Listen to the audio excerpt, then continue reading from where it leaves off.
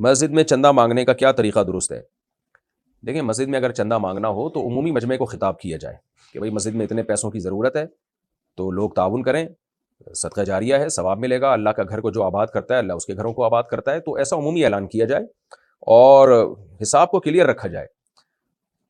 بہت سی مسجدوں میں ہم نے دیکھا ہے کہ وائٹ بورڈ یا بلیک بورڈ پہ پورا لکھا ہوا ہوتا ہے انہوں نے کہ اس مہینے اتنا چندہ آیا اور اتنے خرچہ ہوا، تو ایسا کلیئر رکھے، رسید کے بغیر ان کو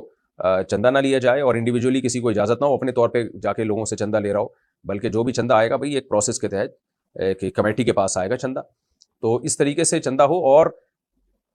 لوگوں کو بعض مسجدوں میں ہم نے دیکھا ہے کہ انڈیویجولی لوگوں کو جو ہے نا خطاب کیا جا رہا ہوتا ہے، ہاں بھائی جمشید صاحب آپ کتنے پیسے دیں گے، ہاں بھائی ستار بھائی آپ بتائیں، یہ جائز نہیں ہے۔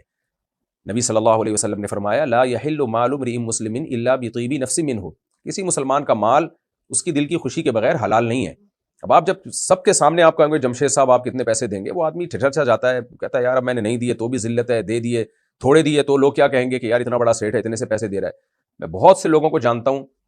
جو کسی مسجد کے نمازی تھے، لیکن وہاں امام کی اس حرکت کی وجہ سے وہ وہاں نماز پڑھنا انہوں نے چھوڑ دی ہے، تو یہ بہت بری حرکت ہے۔ ائمہ کرام کو اس سے بچنا چاہیے، ہمارے جتنے بھی اکابر تھے انہوں نے سختی سے منع کیا اس عمل سے کہ آپ بھرے مجمع میں لوگوں سے جا کے نہ کہیں ہاں بھائی آپ کتنے پیسے دے رہے ہو، ہاں بھائی آپ کتنے پیسے دے رہے ہو، بلکہ جب آپ یعنی امام کا کسی سے سلام دعا ہو نا تو انڈیویجولی بھی نہ کہے اس کو، کہ اکیلے میں بھی نہ کہے کہ ہاں بھائی یہ ہے ہماری مسجد تعمیر ہو رہی ہے اور آپ کتنے پیسے دیں گے ذرا بتا دیں، یا آپ بھی دیں اس میں پیسے۔ آدمی اس سے بھی شرم میں آتا ہے اور اس میں بھی وہ اپنے اوپر دباؤ محسوس کرتا ہے۔ تو امام صاحب کو چاہیے اگر ان کے کسی اسٹیٹ سے تعلقات ہیں، کسی مالدار آدمی سے دوستی ہے، تو بس اتنا بتا دیں یار کوئی بندہ ہو تو بتانا ہماری مسجد میں کنسٹرکشن کا کام ہو رہا ہے، اگر کوئی کرنا چاہے تو بتا دینا۔ تو آپ کا جو دوست ہے وہ اگر خود کرنا چاہے گا تو خود ہی کر لے گا، لیکن اس کو یہ نہ کہیں کہ آپ کریں۔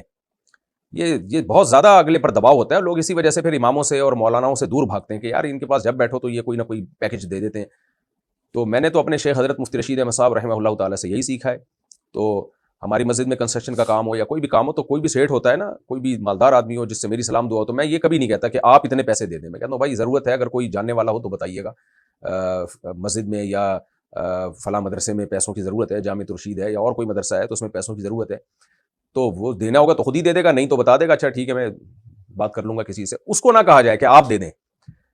یہ بہت انسانی طبیعت پہ یہ چیز بوجھ بنتی ہے اور وہ ڈپریشن میں جاتا ہے اور وہ دل میں بال آ جاتا ہے بہرحال کہ یار ان کے پاس بیٹھو تو پتہ نہیں یہ پیسے ہی نہ مانگ لیں۔